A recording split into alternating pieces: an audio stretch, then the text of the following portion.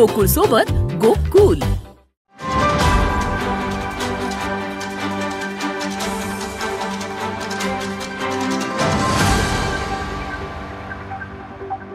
नाही, आमचं मत असं आहे की आनंदानं असं ऊर भरून आला आहे की या बळीराजा करिअर अकॅडमीनं आमच्या मुलांना इतकं घडवलं की त्यांना इतकं उंचीवर नेऊन ठेवलं की आमचं पारणं फेटलं आमच्या डोळ्यांचं आणि आमच्या मनाचं.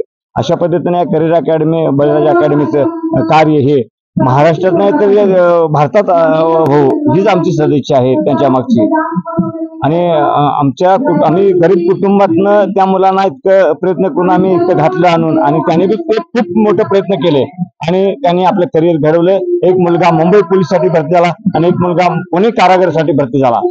आणि इतकं ते आम्हाला आनंददायी आहे की आम्ही आमचा आनंद गगनात मावेना अशा प्रकारचे बळीराजा अकॅडमीचे कार्य आहे. आणि या बळीराजा अकॅडमीमध्ये येणारा विद्यार्थी, प्रत्येक विद्यार्थी असं म्हणजे हिरा बनून जाईल.